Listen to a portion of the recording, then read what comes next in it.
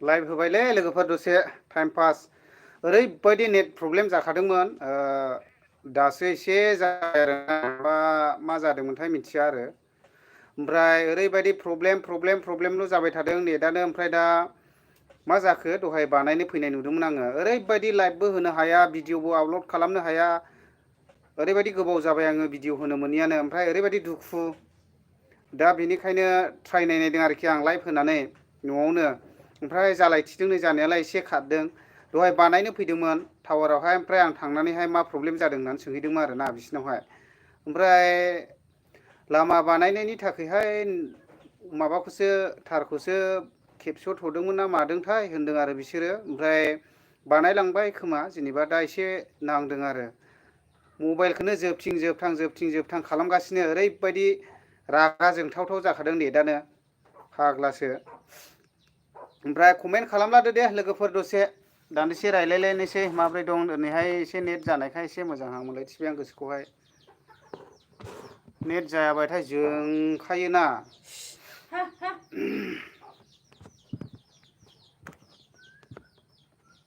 ओमफ्राय लोगोफोर मारै दंलायो बिदि नेट नाङाबाथाय जेबो भिडिअफ्राखौनो आपल'ड होनो मोना गोसोखौनो मोजां मोना आरोना बिदिबाथाय ओमफ्राय अनसुमा बर' हेल' ब्रादार होनदों हेल' ब्रादार दसे सम लाइभआव फैनाय नायदों आरो आं ना माने होनना बुंब्ला ट्राइ नायदों नेटआ प्रब्लेम जाबाय थादोंमोन जोंना ओरैबायदि प्रब्लेमखामोन भिडिअबो आपल'ड होनो हाया वाइथियानो गेङा आरो इउटुबानो गेङा ओरैबायदि जाबाय थाखादोंना ओमफ्राय दा बेनिखायनो ट्राइ नायदों आरोखि आङो जायोना जाया होननानै ओमफ्राय मा रोखोम जादोंथाय थाबथादोंना मादोंथाय नोंसोरसो मिथिसिगौ ओमफ्राय दाथ' क्लियार फैयाखै बायदि मोनदों आङो नै माबाफ्राखौबो ओमफ्राय आरजि ब्लगआ मा होनदों नै दासो नै आंहा आदा बिसि गोबाव जाखो लाइभफोरनिया दासो फैदों ब्रादार जास्ट दासो जेबो भिडिअ आपल'ड खालामनो मोनाखै आङो मथा मथि नेट प्रब्लेमनि थाखायनो आङो ओरैबायदि आमोर सा मोनदोंमोन गोसोखौ फुरा फेसबुकबो गेङा इउटुबबो गेङा ओरैबायदि ओमफ्राय दहाय नुबाय आङो टावाराव बानायनो फैनाय ओमफ्राय रायज्लायहैदों आङो बानायखोना माखोथाय दा ओमफ्राय ट्राइ नायदोंमोन आङो नै दा टावार नांनाय नुनायखाय ओमफ्राय दा भिडिअखौहाय आपल'ड खालामनो नाजाफिनसिगोन गोबां मानसिफ्रा सोंबाय आंखौहाय माथो भिडिअ आपल'ड खालामाखै नोंलाय साननैसो जालायलांबाय होननानैहाय ओमफ्राय नेटानो जायाना ओमफ्राय माथो खालामनो नेट जायाब्लालाय ओमफ्राय भिडिअ आपल'ड खालामोब्लाबो एसे बेलेगावसो थांनांगौ गोनांखा टावार खाथियावसो सार्भारानो ओरैबायदि डाउनखा ओमफ्राय कमेन्ट फरायनोसै आङो सानसोरां बसुमतारी आंबो इउटुबार जानो गोसो दंमोन आदा जानो हागोन ब्रादार खुनु टेनसन गैया इउटुबार जानायनिलाय माथो गेदेर खोथा जादो इउटुबाथ' रावनिबो बिफानि माबा नङाना बयबो बानायनो हायो गोसोबानो आरामसे बानायदो मोजां बानायलांबाय था खुनु टेनसन गैया आरोना बानाय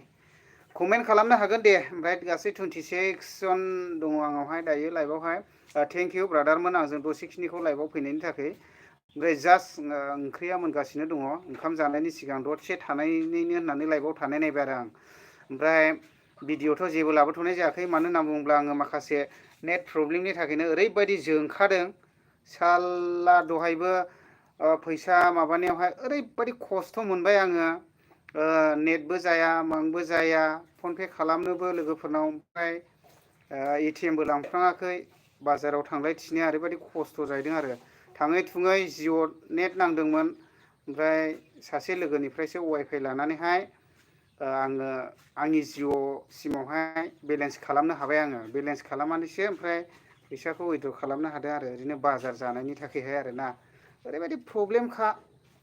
दा ओमफ्राय बाजार जाखांना जेब्ला फैयो अब्ला बलेर' गंसे लानानै फैनानै टावार खाथियाव बानायनो फैनाय नुबाय आङो सोंबाय आङो नेटआ मा प्रब्लेम जादों ओमफ्राय बिसोरबो मिथिया कल खालामलायगासिनो दंमोन ओमफ्राय थेवबो बुंदों आरो बिसोरो लामा बानायनायफोरनि थाखायसो एसे माबा खालामथ'दों ना मादोंमोन दा दिनैहाय नुथिबाय आरो आं नै दासो जास्ट बावाखैनो नेट फैनाया ओमफ्राय कमेन्ट फरायनि दे लोगोफोर ओमफ्राय मारै दंलायो कमेन्ट खालामदो दे बेजों लोगोसे आर जि ब्लगआ मा होनदों खयला मैला बाजार फैयाखै नामा आदा थांदों ब्रादा थांनानैथ' जास्ट फैदों आङो नै बिदर लानानैहाय ओमफ्राय फैनायानो बावाखै आं सौफैनायानो ओमफ्राय खानाया खरब्लाब्ला सिनजाबोबाय आरो आं ओरैबायदि असयज' मोनखायो खानायखौबो गोलाव लाबायथाय दा बेनिखायनो खरब्लाब्ला सिनजाबोबाय आरो आङो ओमफ्राय बेजों लोगोसे आङो कमेन्ट नायबावनोसै ने जयन्त चौधुरि होनदों नै प्रानाम होनदों नै मा जाखो चौधुरि ब्रादा बर' रोङोना रोङा जाखो प्रानाम माने आं बुजिस्लाबाखिसै आरोना एसामिसब्ला एसामिस कमेन्ट खालामनो हागोन माबा खालामहरनो हागोन हिन्दीबा हिन्दी लिरहरनो हागोन आरो ना आं कमेन्ट रिप्लाइ खालामगोन दे ओमफ्राय बेजों लोगोसे आर जि ब्लग होनदों साबसक्राइब खालामनानै होलै आदा आंनि चेनेलखौबो अके जागोन साबसक्राइब खालामनायनिलाय माथो गेदेर खोथा ब्रादार नोङो आंनि चेनेलावहाय जेखिया जा कमेन्ट खालामहैबानो जाबाय हाय बा हेल' आङो बेनिफ्राय चेक खालामनानै नोङो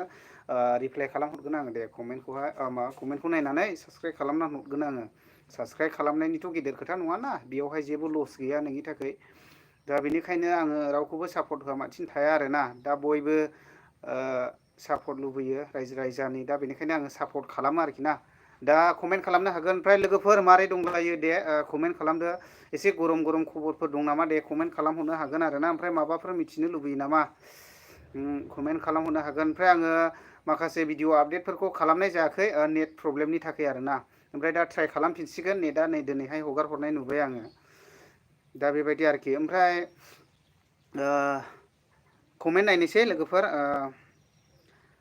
रहिस नार्जारिया होनदों गुड आफ्टारनुन आदा मा ओंख्रि जाखो आदा आफ्टारनुन ब्रादार जोंना ओंख्रिया अमा बेदरल' आरोना ओमफ्राय आलु माबा माबिसो लाबोदों आङो ओमफ्राय अमा बेदर एवगासिनो दङ भाजा आसाम ट्रेक्टर दा बेनो आरोखि ना ब्रादार ओमफ्राय थेंक इउ आंनि लाइभआव फैनानैहाय ओंख्रिफोरखौ सोंहरनायनि थाखाय आरोना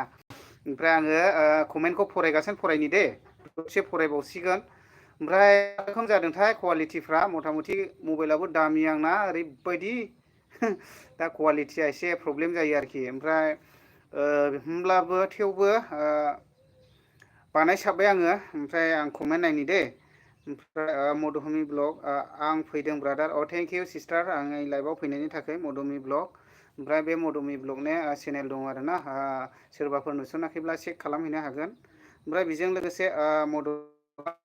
होबाय थेंक इउ सिस्टार आंनि माबायावहाय लाइक होनायनि थाखाय सिस्टारना दासो फैदों नै गोजोननाय थाबाय ओमफ्राय मधुमि ब्लगआ होनबावनो जाखांबाय नामा ब्रादार जाथ'वाखै ओंख्रिया संगासिनो दं आरोना मोनबायानो फ्राय दसे थाथ'बाय आरो नेटआ प्रब्लेम जाबाय थादोंमोन जोंना ओंखायनो ट्राइ नायनायदों आङो दा टावार फैनायखाय नेटआ मा रोखोम खारो होननानैहाय आरोना ट्राइ खालामो नेटआ ओरैबायदि मथा मथि सप्तासेसो जाबाय नांखाया नेटआनो वाइटियानो गेङा ओमफ्राय इउटुबाव खुलियो इउटुबानो गेङा गिदिंबाय थायो मबाइलखौसो जोबथिं खालामलाय लांसै आरोखि ना रागानो ओमफ्राय भिडिअ आपल'डबो खालामनो हाया मोनसेबो मालायफोरनि भिडिअ आपडेट होनायफोरखौनो नुवा दा बिनिखायनो गोसोआव ओरैबायदि गाज्रि मोनदोंमोन आरोखि आङो भिडिअफोरखौनो होनो गोसोआनो जायाखैमोन ओमफ्राय दा नै दिनैहाय दासो जास्ट नुबाय आङो नेटखौहाय ओमफ्राय JBGN ब्लग्सआ मा होनदों साननैसोआ आंबो सानदोंमोन माबाफोर जादों नामा सानदोंमोन आं नोंखौ मोजां दा खबरफोरा ब्रादार मोजां मथा मथि गाज्रि नङा जिन्दा दङ गोथाङै दङ जोंथ' मानसिया गोथाङै दङब्लानो मोजां होनांगोन जाहैबाय ना इसोरा जोंखौ मोजाङैनो दोनदों थेंक इउ गडनिसिम इसोरनिसिम ओमफ्राय दा गोथाङै थायोब्लानोथ' गासिबो जाखायो नालाय दा गोथाङै दङ मोजां आरोखि ना ओमफ्राय बेजों लोगोसे आङो भिडिअ होयैनि मेन खारनानो जादों जाहैबाय मिथिखाबाय नोङो दासो लाइभआव फैदोंब्ला आं बुंफिनसै दा प्रब्लेम जादोंमोन फुरा फेसबुकबो गेङा इउटुबबो गेङा वाइटिबो गेङा ओरैबायदि गिदिंबाय थायोमोन दा बेनिखायनो मोनसेबो मालायफोरनि भिडिअ आपल'ड खालामनाय मानायफोरखौबो नुवा ओमफ्राय आंबो आगारनो हाया बेबायदि जादों आरोखि ना मोनसे भिडिअ आपल'ड खालामोब्ला बेलेग जायगायावसो थांनांगौ गोनांमोन ओमफ्राय दा बेनिखायनो आङो भिडिअखौ आपल'ड खालामनो हायाखैमोन ओमफ्राय नै दा ट्राइ खालामफिननोसै आङो भिडिअ आपल'ड खालामनोहाय ओमफ्राय बेजों लोगोसे प्रिमिला हाज'वारि आंहा दासो खैला मैला बाजाराव मा मा बायखो दिनै माने बाय मोजां खबर सबर मा बायखो आंथ' जोंथ' नुवाखै जाहैबाय ओमफ्राय बेबायदिनो आंबो फैनायानो बावाखै बाजारनिफ्राय मथा मथि जास्ट सफैदों आरो ओमफ्राय थेंक इउ आंनि लाइफआव फैनायनि थाखाय आं कमेन्ट नायबावनोसैलाय अनसुमा बर' खानाय सिनजानाया हेन्डसाम नुबाय ब्रादार मसामरा बोरायबायलै खरलेबले जाजोबलाय लांबाय नै ओरैबायदि आरोना थेवबो बिहामजोबो मोनबावनायसो फान्थाने ओमफ्राय मा होनो खानायखौ आं गोलाव लानो हाया आरोना सिगां हयला हयले आं खेबसे लादोंमोन आरो मार्शियेल आर्ट्स लानाय समावहाय जेला आं मार्शियेल आर्ट्स लादोंमोन ना अखल हाइ सेंग्रा समाव आरोना इसिनि गोलाव लालायलाय थिखादोंमोन आरोखि आं गुन्दा लिदा बायदि औ सावलेन लानाय समावहाय सिगांहाय ओमफ्राय बे समावहाय गोजां बोथोरबोमोन ओमफ्राय मोजां मोनदोंमोन ओमफ्राय बे समावहाय सेंग्राथि जाहैबाय दा एसे बसथिमोन ओमफ्राय नै दा गोलाव लानो हाला आरो आङो ओमफ्राय बेजों लोगोसे मधुमि ब्लगहा जों ब्लग्स लोगो जादिनि ओमफ्राय मधुमि ब्लगआ नोङो ब्लु होदो लोगो जानि अके आं बारा ब्लु ब्लाफ्राखौहाय बानायफ्लांलायलाङालै सिस्टार एकदमबारे बिदिनि आं बारा लाइफआव फैया नालाय ओंखायनो आं अयभासबो गैया आरोखि गाज्रि मोनलाबो दुखु दा मोन दे सलासल कमेन्ट खालामलांबाय थानो हागोन आरोखि ना औ ओमफ्राय आं जेसेबांनाखि लाइफआव फैदों गासिबो आंखौ मोजां मोनग्रा बयबो आंनि फल'वार्सफोर बिसोरसो आंनि लाइफआव फैखादों नालाय दा बेनिखायनो थेंक इउ आंनि जेसेबांनाखि फल'वार्सफोर गोजोननाय थाबाय मोनसे दुखु आङो भिडिअ आपल'ड खालामनो हायाखै बे आरोखि नेट प्रब्लेमनि थाखाय दा गोजोननाय मोनदों आङो जेसेबांनाखि आंनि फल'वार्सफोर आंनि लाइफआव फैनायनि थाखाय दसेखिनि ओमफ्राय आंनि लाइफ फैनायनि जाहोना जेबो जाहोन गैया थेवबो जास्ट टावारा फैनाय हिसाबै गुरब्ला फैनाय हिसाबैहाय लाइफआ माबायदि खारो नायनायदों आरोखि आङो दा नोंथांमोनजों लोगो लालायनाया बेनो आरोखि ओमफ्राय बिनि गेजेरावनो नोंथांमोना माबाफोर सोंथि खालामोब्ला खालामनो हागोन दा बे आरोखि ओंखाम जानायनि सिगां दसे थानोसै दा बेखिनि आरोखि खारलाय थिदों जिउआबो खारनायालाय फाग्लासो नेटआ ओमफ्राय नोंसोरनालाय मा मा ओंख्रि लोगोफोर एसे खोन्थाहरदो दे सोरनिबा गोथाव गोथाव नामा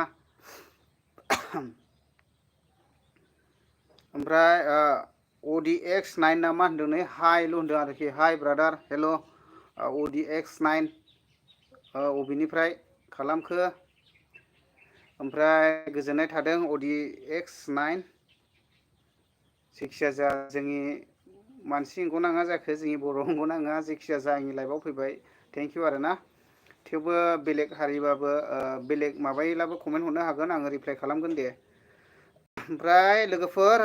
कमेन्ट खालामबावदो दे मधुमि ब्लग दिनै जोंहा आलु ना दाउदै भाजा मोजां बेनो मथा मथि गरमफ्रावहाय बारा जाला जालि जाजाया आरोखि ना ओमफ्राय मारै दंलायो कमेन्टखौ नायबावनायसै प्रेमिला हाज'वारि जोंनि दालि अमा भाजासो थेंक इउ बेनो मोजां दालियानो मोजां दालि लादो ओमफ्राय ओरैहाय मा होनो लेबु बिदै होदो ओमफ्राय भाजा फुजा मैथा भाजा माबा माबि मैद्रु मैद्रा बेफोरनो बरिया आरोखि ना दा मथा मथि गोजां बोथोराबो फैजोबखायाखै नालाय गरमानो दङ दा बेनिखायनो आरोना ओमफ्राय लोगोफोर कमेन्ट खालामनो हागोन दे गोसोबायदि लाइकबो होनो हागोन गोसोब्ला आरो गोसोसो होआब्लाबो सोलियो थेवबो लाइफआव जयेन जाफैदों बेनो गोजोननाय मोनदों आङो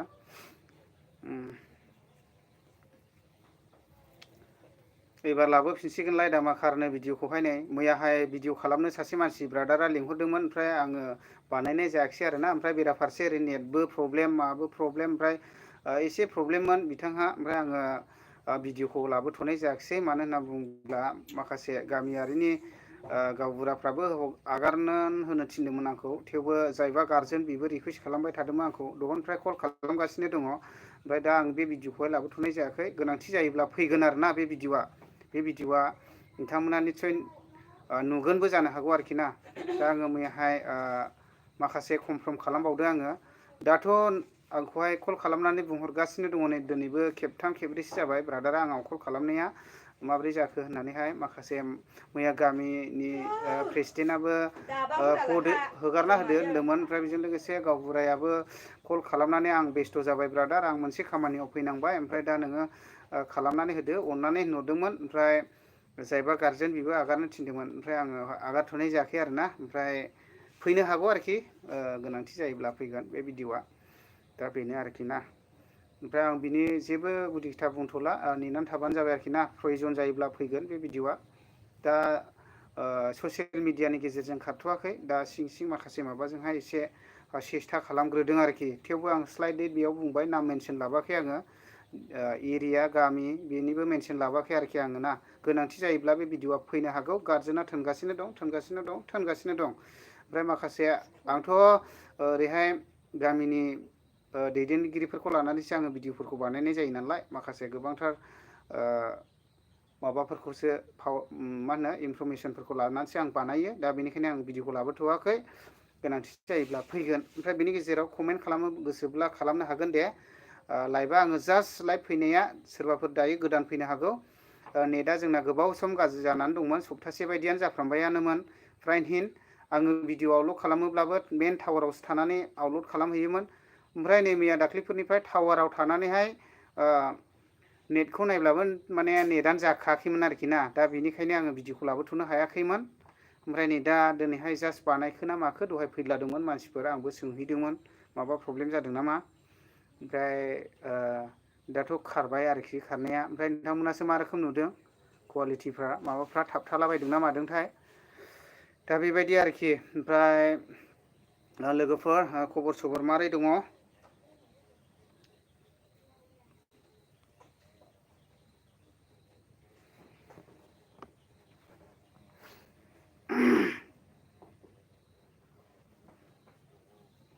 ओंखामबो उखैबाय माथो। मा ओंखाम जानोसै? ओरै फै मेदाम, फै ओरै फै। मानो? ओमफ्राय बेजों लोगोसे जोंना मधुमि ब्लगआ होनदोंनो एसे गामिया मा ब्रादार नोंनिया? आंना गामियाथ' जाहैबाय चिरां डिस्ट्रिक्ट, खैला मैला जाहैबाय। खयला मैला चिरां डिस्ट्रिक्टनि आङो। ओमफ्राय ODX9 नों बबेनि मोनलाय ब्र'? थेंक इउ ब्रादार, आंनिसिम सोंथि सोंहरनायनि थाखाय। बयबोथ' मिथिनो लुबैयो नङा होमबा? माखासे बेबायदिनो ससियेल मिडियाआवल' थाव नुबाय थाब्लाथ' जायाना। माने आंनि गामिया चिरां डिस्ट्रिक्ट खैला मैला BCDC नि सिङाव थानाय परबतझिरा आरोना। दा बे परबतझिरा गामियाव आरो जोंना गामिया। मालाबाफोर अबावबाफोर लोगो मोनोबा रायदाव, खुनु खोथा गैया आरोखि ना, ओइ ब्रादार होननानै रायदाव। ओमफ्राय ब्रादार अबेनिफ्राय कमेन्ट खालामखो, कमेन्ट रिप्लाय खालामफिननो हागोन आरोखि ना। ओमफ्राय बेजों लोगोसे मधुमि ब्लग, बे आगैनि खबरा माब्रै जाखो? ST सार्च बुथार जानाया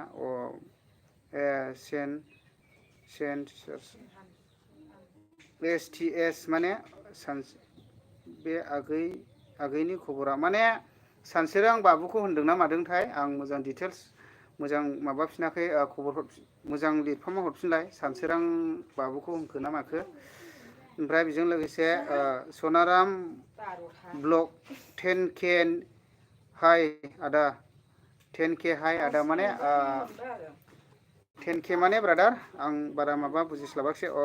गाहायाव होफिनदों सनाराम बसुमतारी ब्लग 10K जाखांबाय नामा आदा? माबेया 10K आलाय ब्रादार? एसे कमेन्ट खालामफिनदो दे। 10K माने आं बुजियाखै आरोखि, माखौ 10K होनहरखो। 14 लाइक डन 10K सनाराम। ओमफ्राय ब्रादार गोजोननाय थाबाय आंनि लाइभआव फैनायनि थाखाय। दसे सम लाइभ होनायदों आरोखि आं ना। ओमफ्राय आंनि फेसबुक पेजखौबो खोन्थानायसै आङो, सोरबाफोर जुदि फल' खालामनो गोसोब्ला खालामहैनो हागोन। आंनि फेसबुक पेजआ जादों जाहैबाय माबा आरोना SK बड' ब्लग, बेखौनो होदों आङो। ओमफ्राय बेजों लोगोसे नोंथांमोना आंनि जेसेबांनाखि दा बेयाव लाइभआव दङना, सेकेन्ड चेनेल नायनो गोसोब्ला, माबा माबि ब्लग टक एसे ब्लगिं होनायफोरखौ नायनो गोसोब्ला मोसाहारि अफिसियेलाव थांनानैहाय नायहैनो हागोन आरोखि। मोसाहारि अफिसियेल MOCHAHARY अफिसियेल, ओमफ्राय मोसाहारि अफिसियेल सेकेन्ड चेनेल दं आरोखि ओरैनो ब्लग मोनगोन आरोखि बेयावहाय माबा माबि एसे कमेडिबो मोननो हागौ आरोखि ना आं माने भिडिअखौ होलांथ'वाखै दा एसे होजेनबाय थेवबो माखासे ब्लगिं सगिंफोरखौ आं लाबोथ'नाय जायाखै आरोखि दा जेसेबांनाखि ब्लग भिडिअ बायदिसिना बेखौ आङो बे मोसाहारि अफिसियेल आंनि चेनेलावनो लाबोनाय जासिगोन ओमफ्राय नैबे चेनेलावहाय ब्लगा खम जासिगोन आरो मानो होनना बुङोब्ला बेयावहाय इम्परटेन्ट माखासे भिडिअफ्राल' फैसिगोन मानो होनना बुङोब्ला आंनि फल'वार्सफ्रा बेयावहाय बुहुत खमसै आरोखि ना ब्लग नायग्राफ्रा दा माखासे आपडेट भिडिअफोरखौल' होनाय जासिगोन आरो बे चेनेलावहाय बांसिनै दा बेनिखायनो आङो ब्लगखौबो आं बानायनो मोजां मोनो इन्ट्रेस्ट मोनो दा बेनिखायनो जायफ्रा ब्लग भिडिअ नायनो गोसो मोसाहारि अफिसियेल चेनेलावहाय थांनानैहाय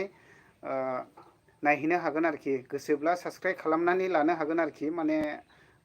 नायनो गोसोब्ला कमिउनिटिफ्राखौ अल खालामनानै लानो हागोन आरोखि स्पेलिंआ MU होआखै दे MOCHAROI आरोखि ना ओमफ्राय अफिसियेल होलानो जाबाय OFFICAL बिदि होनानै नायब्लानो जाबाय आरोखि ना ओमफ्राय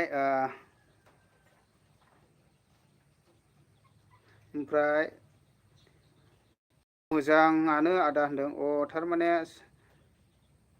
माने सनाराम बिटिवाइ ब्लगआ 10K बिदिखा आरोखि ब्रादारनि माबायानो नामानो दा थेंकिउ ब्रादार आं माने बै 10K होननायखौ माबा आंनावहाय कुइसन खालामदों नामासो कनफिउस खालामदोंमोन आरोखि दा आं बुजिदों ओमफ्राय गोजोननाय मोनदों ब्रादार ओमफ्राय नोंनिबो चेनेल दं जानांगौ ओमफ्राय आंनि बै भिडिअ थांनानैहाय माबाफोर हाइफोर हेल'फोर खालामबानो जाबाय आरोखि आं साबसक्राइब खालामनानै हरगोन आरोना नोंनि चेनेलखौबो ओमफ्राय भिडिअ बानायलांबाय था जों बर'जों बर' सापर्ट होलायनांगौ आरोना मालायफ्रा गुबुन हारिफ्रा नुवाखै माबायदि सापर्ट होलायो ओमफ्राय दा जेनेबा नोंसोरनिथ' सापर्ट होलायनायनि गेजेरावहाय जेबो थांखाया साबसक्राइब खालामनाय बा माबा मोनसे खालामनायावहाय जेबो नोंथांमोननि लस थांखाया मानो होनना बुङोब्ला ओरैनोब्लाबो नायखानांगौखा ओमफ्राय जों दा सानो जाहैबाय जों जेसेबांनाखि माबा मोनसे समाजनि मोजां खामानि मावलांनो हागोन नामा नैबेखौसो जों सिन्था खालामो आरोखि ना दा बेनिखायनो जों जेसेबांनाखि रायजोफोरानो लिंहर बा माबा मोनसे समयसानि थाखाय भिडिअ खालामो लिंहर जों थाङो आरोखि ना ओरैबायदि जों खुनु माबा गैया नेवसिनाय गैया मानाय गैया जों थाङो आरोखि ओमफ्राय बे समयसाखौ माबोरैबा सलुसन खालामना होनो हागोन नैबेखौ जों ओरैबायदि माबा खालामो आरोखि ओमफ्राय बे समयसाया सलुसन जागौमानि जोङो खबरबो लाबाय थानाय जायो दा बेफोरबायदि आरोखि दा जों रायजो राजानि थाखायनो मोजां मावलांनो ओंखारदोंब्ला माने बेनिखायनो रायजो राजानि जोङो सापर्ट नांगौ दा बेनो आरोखि ओमफ्राय कमेन्ट फरायनि दे मद'हाय ब्लगआ मा होनदोंनो स्केन चेनेलखौ आं आगोलावनो साब खालामखाबाय ब्रादार आंनिखौबो साब खालामनानै होदो सेकेन्ड चेनेलजों अके आं खालामगोन आं खालामस्लाबनो मोनाखै होनदां नोंनिखौहाय दा खालामना हरगोन आङो दे मथा मथि चेक खालामनानैहाय नेटनि थाखायनो ओरैबायदि प्रब्लेम जाबाय थादोंमोन ना जोंना ओरैबायदि दुखु ओमफ्राय बरगयारि अफिसियेल ब्रादारा फैदों नै दासो गेमस्रिनि माबाया बिदा गोदैया ओमफ्राय माथो एथ' गोबाव जाखो नोंलाय भिडिअबो होआ बालबो होआ 10K जालायलांनायसै ओमफ्राय माबा अबे माबायावहाय हाबसुनानै थाखो नोंलाय हेल'ल' होनहरबाय हेल' औ थिगैनो दङ ओमफ्राय भिडिअफ्राखौ बानायबाय थारा ब्रादार एसेलाबो जि हायो बानायबाय था जों नायोना लोगोजों लोगो नायलायो जोङो ओमफ्राय बे माबाया बरगयारि अफिसियेला चेनेला 10K जालायलाङासै दाबो एकदमबारे जेबो भिडिअखौनो खालामा आरो गोबावसै ओमफ्राय दा बर' राइडाराबो भिडिअ होनाय नुवाखै आङो 1 मान्थनि बारबावबाय आरो मैया कल खालामदोंमोन आङो मा प्रब्लेम जादों ब्रादार नोंना होननानैहाय ओमफ्राय आं गारि सालायदों ब्रादार नै होनहरदोंमोन ओमफ्राय आं बेनावहाय कल खालामफिननाय जायाखिसै ओमफ्राय बानायबाय था ब्रादार गेमस्रि बिदा गोदै हाबा जालाथ' नोंसिनाव गेमस्रि सिस्टारा फैखागोन जाहैबाय लावदुमाबो फैनो हागौ जोंना ब्रादारा ओमफ्राय हाबा जाहांहांसै अमाया लबार बागानाव गैयाब्लाबो 12थासो दंखायो गोगोम गोगोम मेगन गोथेलायनायनि दे थाब थाब लाबोदो दे जों दंना मावख्रुबनायाव टेन्ट लानानै थाहैखागोन जोङो अमा सावनाय देख्रुबनाय मानाय हांनायाव जों दङना दा बेजों लोगोसे डेन्जार नामा डेन्जार नङालै ओरैनोसै ओमफ्राय सनारा बिटिवाइ ब्लगआ मा होनो औ आदा निउ चेनेल आं नोंनि सापर्टारखा आदा औ थेंक इउ ब्रादार आंनि लाइफआव फैनायनि थाखाय औ सापर्टनाखौ होलायनांखागौ जों गावजों गाव मालाय गुबुन हारिफोरना भिडिअखौ नायाब्लाबो सापर्ट खालामनानै साबस्क्राइब खालामनानै लायो मालाय गुबुन हारिफोरना आरोना नुयो आरो जोङो सोरबा बायदिना है खालामना हरनांगौ होननानै ओमफ्राय जोंनिबो मोजां जाय मोजाङा मोजां ओमफ्राय बांसिनानो मोजां आरो जोंनि माबाफ्राबो मानो होनना बुङोब्ला जोंनि बर' समाजनि गेजेरावहाय मगन सालायनाय हिंसा माबा मोनसे मालायनि जौगानायखौ नायनो हाया बेबायदिया दङ आरोखि फ्रायहेन गुबुन हारियावबो दङ दंनाया थेवबो बिसिने मोजांलाबो गाज्रिलाबो होननायाव थाहैयो आरोना जों मिथिगौ दे एसेब्लाबो जों मिथिगौ मानो होनना बुङोब्ला जों गोबांथार बिजनेसानो जा मायानो जा गुबुन हारिजोंब्लाबो जों गोरोबनानै बिजनेस खालामबोनाय मानसिखाय जों एसेब्लाबो मिथिगौ ओमफ्राय जोंनिया एसे खम आरोखि ना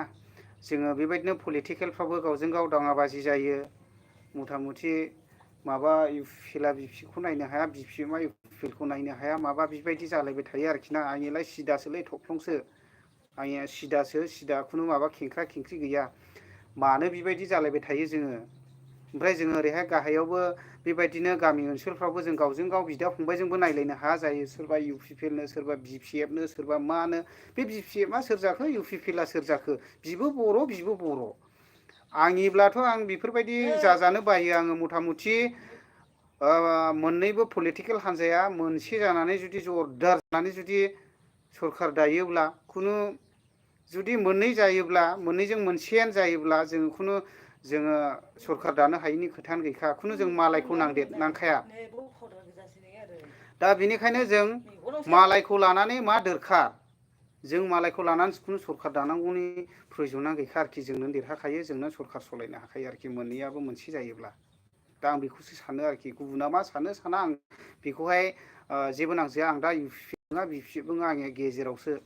खिन्थु आं मोजां मोना आरोखि गावजों गाव बेबायदि बखिज्रावलायबाय थानायखौहाय गाज्रि दामोन दे लोगोफोर बयहाबो मोनफा मोनफा पलिटिकेल राइट दङ दे सोरबा इउपिपिएलआ इउपिपिएलजों थानो बिपिएफआ बिपिएफजों थानो बयहाबो पलिटिकेल राइट थायो ओमफ्राय डेम'क्रेसि कान्ट्रियावहाय जोंबो बयबो बुंनो मोननायनि मोन्थाय दंखायो मानो होनना बुङोब्ला जों बर'नि गेजेराव बेफोरबायदि गावजों गाव दाङाबाजि जालायबाय थानाया मोजां नङा आरोखि हायोब्ला जों खौसेसो जानांगौ खौसे जानानै जुदि जोङो माबायोब्ला जोङो खुनु जों मालायखौ नाङा आरोखि ना सरखार दानो जों ओरैबायदि जरदार सरखार सालायनो हायो आरोखि जों जौगागोन उन्नयन जागोन आरोखि माबा मोनसे जों इउपिपिएल देरहाब्ला मोननांगौ मोनखाया बिपिएफजों देरहाब्लाबो जों मोननांगौआ मोनखा आरोखि जों गैयिया गैयिखा ओंखायनो माखासे खोथा बाथ्राफोरखौबो नायनो बालायलांदोंमोनसो आंनिया गाज्रि दामोन दे लोगोफोर आं एसे मावफ्रांलायलांबायसोलै आं गोनांथि जायोब्ला बुंगोनबो दे खुनु खोथा गैया आंजोंहाय आं खिन्थु दा पलिटिकेलनि जेबो खोथा बुङा आं बायो आरोखि आंनिया गेजेरजोंसो आं माने खौसेथि जाजानो लुबैयो ओमफ्राय ओरैहाय जोंना बर' हारिनि थाखाय सेक्रिफाइस नांबोनाय जोंहा ओरैहाय रन्जन दैमारि साराखौबो ओरैबायदि आं बजानो लुबैयो आरोखि ना बिनि थाखायबो सावरायजानो लुबैयो मानो होनना बुङोब्ला बिटिआर रेकर्ड जानानै फैबाय मथा मथि जोंनि बर' हारिनि थाखाय नांबोनाया दासिमबो नै गग्रायाव दङ माने दुखु मोनो आरोखि ना दा आं बुंलायबाय थाथ'ले आं कमेन्ट नायनोसै दे लोगोफोर ओमफ्राय कमेन्टआथ' गोबां जाबाय दे आं फरायलांजोबगोन दै खुनु टेनसन दाखालाम नोंसोर लाइभआवल' थाबाय था आं कमेन्टखौ नायगोन ओमफ्राय आं कमेन्टखौ नायनोसै नै ओरैहाय मा होनदोंनो प्रिति ब्रह्म एसके आदा like Don okay thank you sister आंनि लाइभआव फैनायनि थाखाय ओमफ्राय गोजोननाय मोनदों आङो आंनि लाइभआव फैनायनि थाखाय माजे माजे आंबोथ' नोंसिनि चेनेलखौ नायखायो आं सोरनिबा फिसा चेनेलाबो नायनानै होयो दै मानो होनना बुङोब्ला आं सम गैयाब्लाबो माजे समाय आं भिडिअखौ अन खालामनानै दोननानैब्लाबो आं भिडिअखौ खारथा होयो आरो मानो होनना बुङोब्ला बिसोरनो वाच टाइमनि गोनांथि ओमफ्राय ओरैहाय साबस्क्राइबारनि गोनांथि वाच टाइम 400 4,000 वाच टाइम नांगौ नालाय मनिटाइज खालामनो हाथों बयबो इउटुबजों एसे एनैब्लाबो माबा खालामनो हाथों आं सानो आरोखि ना ओमफ्राय गोजोननाय मोनबाय आंनि लाइभआव फैनायनि थाखाय प्रिति मा खबर आदा खबराथ' जेबो नङा माने जोंनिया नेटआ प्रब्लेम जादोंमोन दा बे नेटखौहाय ट्राइ खालामनो थाखाय आङो जास्ट लाइभआव फैनायदों आरोना माने जोंना नेटआनो जाखायाखैमोन सप्तासेसो जाबायमोन इउटुबबो गेङा फेसबुकबो गेङा बेबायदि जादों आरोना ओमफ्राय लाइभबो होनो हाया बेबायदि जादोंमोन ओमफ्राय दा टावार फैनाय नुनायखाय एसे ट्राइ नायनायदों आरो आङो ओमफ्राय बेजों लोगोसे आं कमेन्ट फरायबावनोसै फेमिलि सिम्पोल शकिं होनदों दासो फैबाय आं लाइभआव ब्र थेंक इउ ब्रादार लाइभआव फैनायनि थाखायहाय गोजोननाय मोनबाय ब्रादार लाइभआव फैनायनि थाखाय थेंक इउ स' माच लाइभआव फैनायनि थाखाय ओमफ्राय बिरलां ब्रह्म होनदों मा खबर आदा खबरा बेनो ब्रादार फंबाय जास्ट टावारा जोंना प्रब्लेम जादोंमोन टावारा मा रोखोम खारो होननानै आं दा लाइभआव थानाय नायदों आरोखि ना ओमफ्राय नोंसोरसो माबायदि नुदों लाइभआवहाय आंथ' दा बारा थिग जायाखै बायदि मोनगासिनो दङ आङो ओमफ्राय बेजों लोगोसे आङो कमेन्ट फरायबावनोसै दे सराराम बिटिवाइआ मा होनदों औ आदा थारखौनो होनदों जोंनिया बर'जों बर' नायलायनो हाया बर' औ नंखागौ बियो निस्सयखा आरोखि ना नोंनि ओंखाम जानायखौ आं नायनो हाया आंनि ओंखाम जानायखौ आं नायनो हाया बेबायदि आरोखि ना जास्ट पलिटिकेलनि थाखाय गाज्रिनि थाखाय आं बिदिसो सानलायलाङो आरोना बे गाज्रिखौनो सेलायो मा लाब मथा मथि जौगाहोदो ना जोंनि ओनसोलफ्राव उन्नयन खालामदो गोबांथार जोंनि गोदोसोनाय बे ओनसोलफ्राव बिटिआर ओनसोलफ्राव महाय मा गैया बेखौहाय जौगाहोदो ना जरदार सरखार दानानैहाय सिक्स शेयारिं खालामलायदो आंनिलाथ' बिसो सिदा सानो आङो खुनु आं रावनिबो भट साइड जानानै बुङा आं खौसे जाजानोसो लुबैयो आङो पलिटिकेल हान्जाफोरखौबो आं जि मोनबाय मोननैबो माबायावहाय जोङो जिगु उन्दैनिफ्रायनो जोङो पलिटिकेल हान्जायाव नांथाबबोनाय मानसि जोङो खिन्थु जों एथु जे जों दा मिथिबोबाय दा पलिटिकेलनि थाखाय गाज्रि मोनो बुंब्ला गावजों गाव बे गावबा गाव गाज्रिनि माबाखौल' हास्थायना बै मा जालाङो जालांथों आरोखि गाहायना बे साना आरोखि आंलाय सिद्दासो आं लेवरा रावखौबो गिलु गिलाबो गियालै आंनिया बुंनांगौब्ला गाज्रि मोनला मोनबाय मोनाला मोना आंनिया बिदिसो खिन्थु आंनि दुखुआ बे जों बर'आ मानो खौसे जाया मानो खौसे जानो हायाखै दासिमबो बेखौसो आंनि सिन्था जायो आंनिया जोङो गोबाव समनिफ्रायनो जोंनि बर'नि थाखायहाय मोनसे आलादा हादर होसोनायनि थाखाय नांबोदों BSc एकर्ड जाबाय BTC एकर्ड जाबाय बिटिआर एकर्ड जाबोबाय मोनथाम एकर्ड दा जोङो मोनथाम खुन्थिया गायसनबोबाय जोङो मोनसे गायसनबावनांगौ जोङो मोनब्रैजोंसो गसंनो हायो मोनसे न'आ बा जेनेबा जेखिया जा मोनसे बुस्थुआ गसङोब्ला मोनब्रै खुन्थिया नांगौ दा मोनथाम गायसन जाबाय दा जोंनिया मोनसे लांदां जानानै दंबावो बेनो जादों जाहैबाय जोङो बर'आ मानि थाखाय नांदोंमोन बेखौ एक नाम्बाराव सिन्था खालाम ओमफ्राय बेजों लोगोसे बेखौहाय जोङो दा सुफुंनो थाखायब्ला जों खौसे जानांगोनब्रा जों खौसे जानांगौ दा जों गावजों गाव गिंग्रि मुग्रुं जालायबाय थाना लाब गैया आंथ' बायोसो खौसे जानांगौ जोङो हायोब्ला खौसे जादो जरदार जों खौसे जानानै जों सरखार सालायनांगोन ओमफ्राय जोङो बै लांदां जानाय माबाखौ जों आबुं खालामनो थाखायहाय जों सिन्था खालामनांगोन आरोखि दा बे कमेन्ट नायफिननायसैलाय दे ओमफ्राय सनाराम 9:16 जाबाय आदा थेंक इउ ब्रादार ओमफ्राय मैथास्रि बसुमतारीहाय आदा मा ओंख्रि जाखो जोंना अमा बेदरसो बिनानाव जाथ'वाखै आङो जास्ट ओरैनो लाइभआव टाइम पास आरो नोंथांमोनजों दसे रायलायनो थाखाय आरोखि ना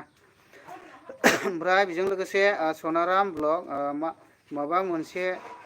दाय जाबा BPFआवल' दाय नंखागौ नंनायालाय आं BPFखौबो गाज्रि मोना UPLखौबो गाज्रि मोना मानो होनना बुङोब्ला मोननैबो पलिटिकेल हान्जायानो जोंनि मानसिखा नालाय जोंनि बर'सोखा एसे आं बर' नुनाय जेसिमबो मानसिखौनो आं मोजां मोनो खानाय गोसोम नुनाय मानिखौनो आं मोजां मोनो जास्ट आंनि दुखुआ बेल' जों मानो खौसे जानो हाया नैबेखौल' दै आंनि दुखुआ खिन्थु आं सोरबा BPFनि मानसि सोरबा UPLनि मानसि होनलायनानै थालायबाय थायोब्ला आं खिन्थु गोसोआव गाज्रि मोनो आं गावखौनो दुखु मोनो आरे जोंनि बर'आ मानो बिबायदि मानो बिनिखायनो जों जौगानो हायाखै दे जोंखौ गुबुन हारिफ्रा बुङो दै गुबुन हारिफ्रा जोंखौबो गोबांथार जों बिजनेसबो मावबोबाय सिगां बिदिनो जोंखौ बुङो नोंसिनि बर' हारिया मानो दाबो जौगानो रोङाखै हो BSc BTC BTR नोंसोर सलायबोबाय मानो दासिमबो जौगाबोआखै मानो नोंसिनि न'खरफ्रा दासिमबो डेभेलप गैया औ थिग डेभेलप गैया बेखौ आं बुंखागोन 100% डेभेलप गैया दा सोरबा बन फाननानै जाग्राया जानानै दङ जिगु गामि ओनसोलफ्राव गोथौफ्राव हाबनानै नायोब्लासो मोनथियो माबायदि खस्थ' खालामनानै जायो गैयि मानसिफ्रा ओरैबायदि सोरबा बायदिया जिउल' गदो दायसै आं जुदि केमेरायाव लाबोनांगौ गोनांब्ला आं लाबोनानैबो दिन्थिगोन गामि ओनसोलफ्राव जोंनि बर' मानसिफ्रा माबायदि खस्थ' भुगिनांनानै जायो कमेन्टनि गेजेरजों लाबोनांगौ बुंब्ला आं लाबोगोनबो सोरबा बायदिया जिउल' गनोसै बेफोरबो बन फाननानै जाग्रा दं जिगु जिगु खामला मावनानै जानांग्रा दङ दुखु मोनो आङो बेफोरबायदिखौहाय नोंसिनि बर' जाथिफ्रा जुदि मोजां सोलिनानै जायोब्ला मोनफा मोनफा नोंसिनि न'खरा जौगाजोबसिगौ होननानै बुङो दा बेनिखायनो दुखु मोनो आरो लाबोसाय बिदर ना दसे जानायनि लाबो जानायनि आइ बाबु दसे लाबोसाय बिदर ना बिदर मोनबाय आरोखि ना जानायनोबो लुबैलायलाङो दा बे आरोखि ना ओमफ्राय दुखु मोनो आङो खौसे जारोङिनि थाखाय दा MP इलेक्सन फैगौलाय नै बेयावबो दाङा बाजि जालायखानायसैलाय जोंनिया गावजों गाव दामाखानो दे जालायबाय था खिन्थु जोंनिया बेबायदिनो आरोखि ना ओमफ्राय कमेन्ट नायबावनोसै दे ओमफ्राय सनाराम माबा बेखौथ' नायखांखाबाय आङो ओमफ्राय मानो हरफिनबावदोंलाय इदियावलाय अहाय जौगानो ओंखाम बिदियाव जौगाया 100% खा ब्रादार जौगायालै गावजों गाव बिदि जालायबाय थायोब्ला जौगाया जोंनि बर' हारिया नायबानो जाबाय बयबो गादिखौनो सेलायबाय थानानैहाय जों दालाय माथो गुबुन माबाखौसो लानानै सरखार दानानै दों जोंलाय जों खौसे मालायखौलाय माथो जों मालायखौ नाङाना जों ओरैबायदि जौगानो दा जोङो गोबांथार जों मालाय आं बुंबाय थानायसै आरो नोंथांमोनाबो बयबो मिथिखायो जास्ट बेखौ बुंनांगौ गोनांथि गैलिया आरोना जों मालायखौ नाङारा गावनो गाव मावनो हायो जोङो ओमफ्राय दा मद'मिल जोंनि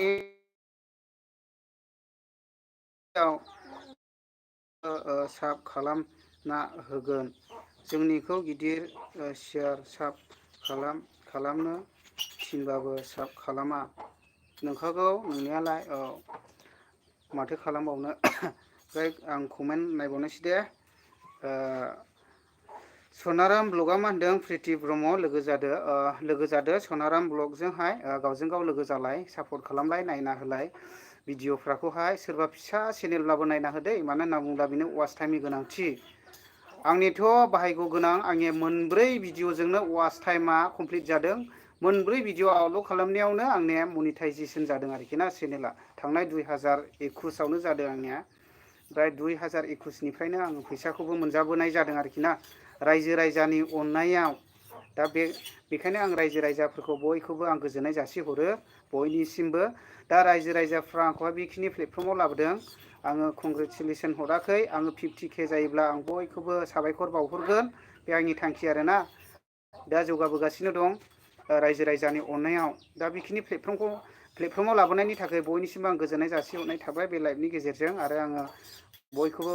साबायखर जासिहरगोन दा बे आरोखि आंबो हानायखिनिखौ रायजो राजानिनो मोजां खामानि मावलांनो नाजागोन आरोखि ना दा बेखिनि आरोखि ओमफ्राय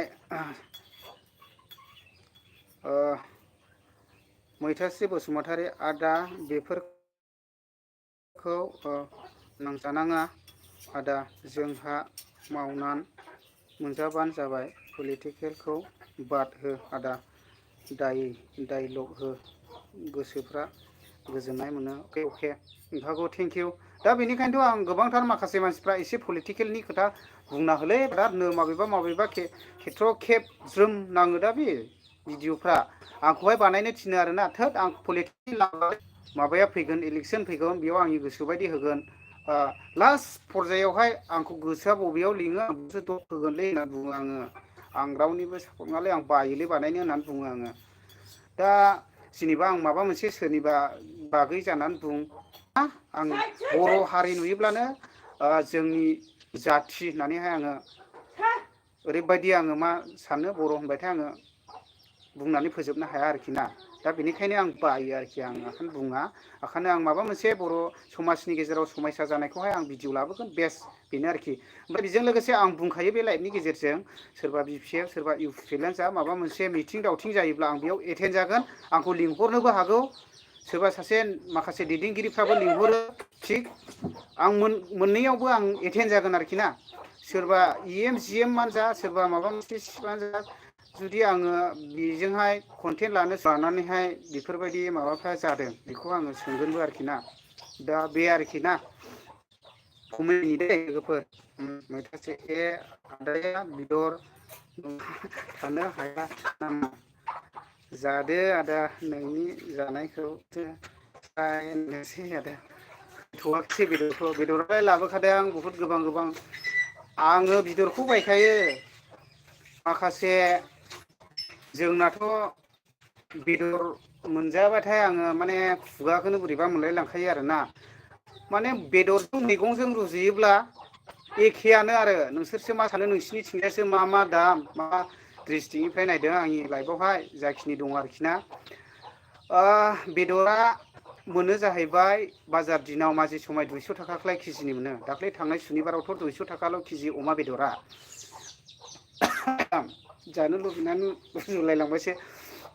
ओमफ्राय 250 200 जायो ओमफ्राय नोङो मैगं बाय जोगोनार थाइसे बायनो बि जोगोनार थाइसेनि दामा मा जागोन माबा जागोन 60 70 थाखा 50नि गाहायावनो गैया होमब्ला नोङो 50 थाखानि नोङो बेदर नङाबा नाखौनो मोनखायो दिनैहाय ना थाइलेण्ड मागुर मा मागुरफ्रा 40 थाखा फवानि फानफैदों ओमफ्राय नोङो जोंना मेदामा एसे मुगैदबो एसे लेट्रिनफ्रावसो दोनो ना मायोथाय होनो आरोना मागुरखौहाय ओमफ्राय बेलेग नाफोरखौला माबाया आरोना ओमफ्राय एसे मुगैस्लाबलाय लाङोबो आरो थाइलेण्ड मागुरफ्राखौहाय मोजां नुनाय माबाब्ला अरजाया ओमफ्राय मैगङा बुहुद दामसिन आरोखि ना बेनिखायनो आङो लागावो ना बिदरल' बाल मा जाला जा नै जोंना मेदामा लेट्रिननि माबायाव दोननायनि ना नुबावबायसोनो जारलाखा मुगैदबलाय लाङोबो आंबो बेदर नला नोगोद लुबैखायो आङो र' नै ओंखाम जानो लुबैबाय ओंखाम खुरदोरा बिदिब्ला जानोसै ओंखाम खुरदो जानोसै ओमफ्राय मैथास्रिया मा होनदों नै आगै मा खबर मोजां मोजां औ ओमफ्राय सनाराम ब्लक जिबि सिख्ला आं लोगो जाबाय अके जिबि सिख्लाजोंहाय लोगो जाबायनो साबसक्राइब खालामलायना होदो आरोखि ना सापर्ट खालामलायदो साबसक्राइब बुङालाबो आङो बुंफ्राङोसो बुंजायो जेबो नङा ओमफ्राय नोंबो जादो औ थेंक इउ लोगो जालायबानो जाबाय आरोखि ना आंनि लाइफनि गेजेरजों ओमफ्राय मैथास्रिया होनदों मोजां मोजां आब' मदमि औ दे थेंक इउ नोंसोर लोगो जालायबाय थाबानो जाबाय आरो ना ओमफ्राय बेजों लोगोसे मदमि सना आगै बावबाय नामा मा खबर औ नोंसोरो कमेन्टखौ नायलायनानैहाय लोगो जालायबाय थाबानो जाबाय आरोखि ना ओमफ्राय दा खयथा जाखो टाइमालाय जासै आरोखि ना ओमफ्राय नोंसोरो बेबायदिनो लोगो जालायबाय थाब्लानो जाबाय मा नेवलाय फैयोलै जोंना बे दाउ मासेखौ बे नेवलायखौ खर' सानानै जानोसैसो आङो सैमा हर न'आव दाहाबलाबायहो दाखालिबो फाग्ला मासे फैदों अरला बायलांजोबदों होसो होसो अट'जों खिथें होसोनानैसो हख्लायनांदों जोङो सैमाखौनो मानसिया अरलाबायनो नागिरो ओमफ्राय बेजों लोगोसे नायनोसै फैलाव नार्जारि ओइ ब्रादार ओइ ब्रादार नै आंहा दासोलै डिउटियाव थांनानै समाखौनो मोना अके थेंक इउ ब्रादार डिउटिनि टाइमावलाय आरो माथो डिउटि खालामनांगौनि गोनांथि आरोना ओमफ्राय गोजोननाय मोनदों ब्रादार आंनि लाइफआव फैनायनि थाखाय आंबो जास्ट दसे लाइभखौ नायनायदों आरो ना मानो होनना बुङोब्ला जोंहा नेटनि प्रब्लेम जाबाय थादों बुहुद गोबावसै सप्तासेयानो जाफ्रांबाय आरो ना फुरा नेट प्रब्लेम मबाइलखौनो जोबथिं जोबदां खालामो ओमफ्राय दिनैसो बानायनो फैदों ओमफ्राय दा जालायथिबायदां नै नेट फैनाय नुनायखाय जास्ट लाइभआव नायनायदों आरोखि आङो नोंथांमोनजोंहाय ओमफ्राय 1था जानोसै नै ब्रादार 6 जन दंबावोमोन आंनि लाइफआवहाय ओमफ्राय आं ओंखाम जानोसै दे ब्रादारमोन जायफ्रा आंनि लाइफआव फैबाय गोजोननाय मोन्दों थेंक इउ जेसेबांनाखि आंनि फल'वार्सफोर लाइफआव फैदों लोगो लाफैदों ओमफ्राय नोंसोरो गावजों गाव लोगो जालायदों सापर्ट खालामलायना हो दा बेनो आरोखि ओमफ्राय आंनि मुसाहारि अफिसियेल चेनेल फिसाखौबो सापर्ट खालामहैनो हागोन आरोखि ना MOCHARY ओमफ्राय अफिसियेल लिरनानै सार्च खालामबा ओंखारखागोन आरोना फिसायावहाय आं ब्लग भिडिअ लाबोनाय जासिगोन बेयावहाय इम्परटेन्ट भिडिअखौल' लाबोगोन आङो दा बेबायदि आरोखि ओमफ्राय बेयावहाय ब्लग भिडिअ लाबोब्लाबो माखासे आंनि फल'वार्सफ्रा एसे ब्लग दालाबोसै होनो आरो माने कमेन्टफ्रावथ' बुंहरा बेस्राफोर आंखौहाय माने लोगो लानायनि गेजेरजों बुङो आरो गरमाबो गरमलाय लाइन थांबाय नामा ओमफ्राय लोगोफोर 10 जन दंबावोमोन आं ओंखाम जानोसै दे आं लाइभआवखौ दहन फैदों फैनाया ओमफ्राय नै गैयाब्लाबो 45 मिनिट जाबाय दे ओमफ्राय जायफ्रा आंनि लाइभआव दंफायोमोन ओमफ्राय जायफ्रा दासो गोदानै जइन जादोंमोन दा मोनायाव लाइभआव फैगोन आङो हरनि 7थायावहाय आरोना जायफ्रा लाइभआवहाय आंजोंहाय लोगो लानो गोसो लोगो लानो हागोन ओमफ्राय फिसाज्लाया टिउसन दङ 7:30 जागोन आरो ना टिउसन होगासिनो दङ दा माबा जागासिनो नालाय एगजाम जागासिनो फिसाज्लाया आंना क्लास 6आव फरायगासिनो आरो ना माबा जाना फैलायबाय नै क्लास 6आव फरायगासिनो दं सेन्ट पिटार इंलिश स्कुलाव इसोरनि अननायाव फिसाज्ला सासे फिसाजो सासे आरो ना नानिया क्लास 3आव फरायगासिनो दङ ओमफ्राय दा गोजोननाय थाबाय दे लोगोफोर आंनि लाइफआव जिखिनिया फैनायनि थाखाय थेंक इउसै दा ओंखाम जानोसै गन्द्रा बिखद मा होनांगौ जाखो बावस'नोसै आरो ना होमब्ला बयनिसिमबो गोजोननाय थाबाय दे बाय बायसै था